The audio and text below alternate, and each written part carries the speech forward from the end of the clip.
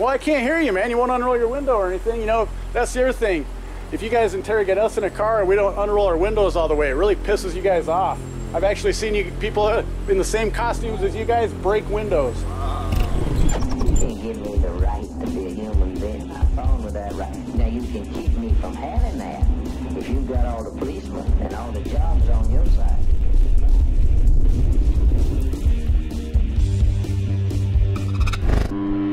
Hey friends and fellow human beings, if you saw my last video, you heard me talking to a Seattle policy enforcer where he mentioned they were trying to be more visible, so they were using their blue emergency lights at night. Now this video takes place just an hour or so later, but in downtown Seattle. A link to that first video and my partner for the evening and good friend Extortion Everywhere's videos and channel are in the description below.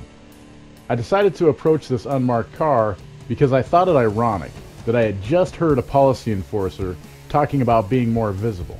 It seems weird to me to claim visibility in an effort to gain public trust in one area and then simultaneously use an unmarked car seemingly in violation of Washington State Policy Number RCW 46.08.65. That policy establishes marking requirements, as well as any exceptions to them for publicly owned vehicles that are used within the imaginary lines drawn on pictures of the Earth used to control us by the ruling and predator class. Now I've done many videos on this policy before, but for those of you that haven't seen any of those, I'll bring you up to speed. Regarding local police departments, RCW 46.08.65 states, this section shall not apply to vehicles of a sheriff's office, local police department, or any vehicles used by local peace officers under public authority for undercover or special investigative purposes. Now, if we use proper grammar, this sentence creates a list of agencies that can use exceptions to this marking rule if their vehicles are being used for undercover work or special investigations. When confronted with this policy violation, the enforcers of said policies ignore rules, aka policies of the English language, and spew propaganda from the state about how that sentence means all vehicles from sheriffs and local municipalities can have exceptions to the marking rule. If you read it again, apply logic and the rules of grammar, we can see right through this misinformation. If the state's claim were true, it would read like, this section shall not apply to vehicles of a sheriff's office or a local police department, period, end of sentence, instead of a comma. And then it would state something along the lines of, this section shall not apply to any vehicles used for undercover or special investigative purposes by local peace officers under public authority. But that's not what it says. I'll read it again, as I said we should. This section shall not apply to vehicles of a sheriff's office, local police department, or any vehicles used by local peace officers under public authority for undercover or special investigative purposes. Now there is one other part of this section used in the misinformation campaign aimed at keeping the sheeple compliant. It's the last sentence of subsection 1 of this RCW, and it states, the appropriate governing body may provide by rule or ordinance for making of passenger motor vehicles as prescribed in subsection 2 of this section, or for the exceptions to the marking requirements for local governmental agencies for the same purposes and under the same circumstances as permitted for state agencies under subsection 3 of this section. Subsection 3 states what the exceptions are for Washington State patrol vehicles, which would be law enforcement or policy enforcement. Surprise, surprise, the state has the exact same exceptions for enforcement vehicles. It's almost like they're trying to set the standard that the only exceptions for the standard marking policy of enforcement vehicles is for undercover or special investigations. Now, subsection 3 does provide for the chief of the Washington State Patrol to grant exceptions at his or her discretion, but only for traffic control vehicles. These policy enforcers drive paramilitary enforcement vehicles, which are far different from the traffic control vehicles with signage and yellow lights controlling the flow and direction of traffic. Yet, as was the case of Spokane County in 2015, Ozzie Knezovich, a popular and fake constitutional sheriff, pulled the proverbial wool over the eyes of the sheeple and convince them grammar doesn't apply and not to read the policy themselves and be informed, but instead to trust him, a known liar, also known as a politician, and this one with a marketing degree. You know, trust a known liar trained in the art of lying? Or just read and be informed yourself to form your own opinions on such matters. These policy enforcers are always looking for ways to increase revenue and keep their masters happy, which is why they insist on breaking Washington policy RCW 46.08.65.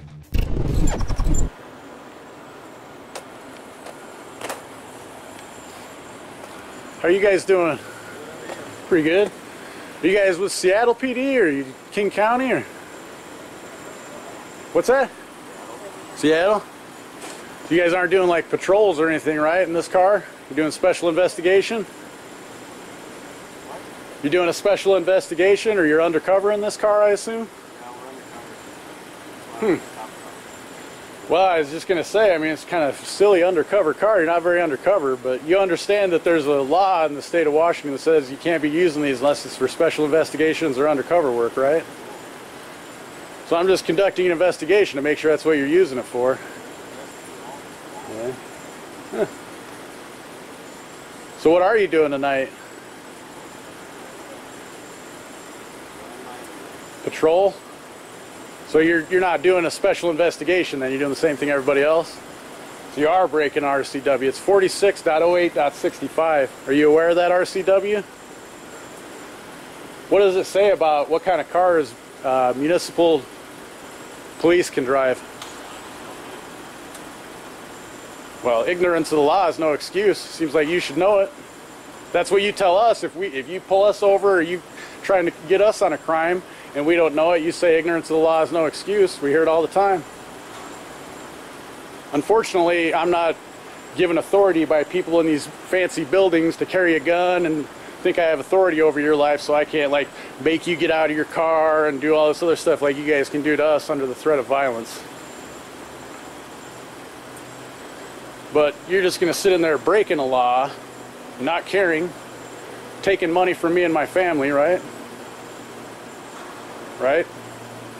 Against our will? Getting paid bribe money? Where are you guys going after you leave here? Yeah.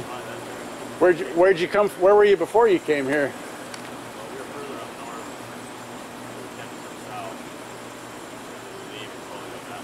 Yeah. Well, you're being a little bit more cooperative now. You know, it just makes me really suspicious. Like earlier, the way you were trying to avoid my questions is really suspicious. It makes me feel like you're doing some criminal activity. It doesn't feel very nice when people just come up and assume you're doing criminal activity and start interrogating like you are, right? It doesn't feel very good when you're not doing anything to hurt anyone else or damage anyone else's property or steal anything. Yet that's kind of what your guys' job is, right? Kinda. To make us all feel like we're criminals when you come up around us. Oh, what are you guys doing wrong? I'm not hurting anything. I'm not stealing anything. That's what you guys do. That's what your job is. And you have bad ethics because you're paid with bribe money. That money has been stolen from people against their will. They didn't willingly say, I want this service.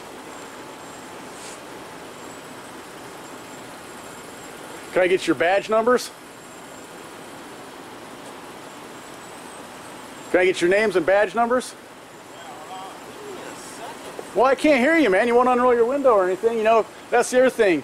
If you guys interrogate us in a car and we don't unroll our windows all the way, it really pisses you guys off. I've actually seen you people in the same costumes as you guys break windows. Yeah, it's crazy. But yeah, you guys don't threaten violence and do shit like that to coerce people to do stuff against their will. Thank you, I appreciate that. Great night. Well, I would say the same to you, but honestly, I'd just say don't threaten violence against people. Which do you find to be worse? The fact that policy enforcers so blatantly disregard policies meant to build and keep the trust of the people?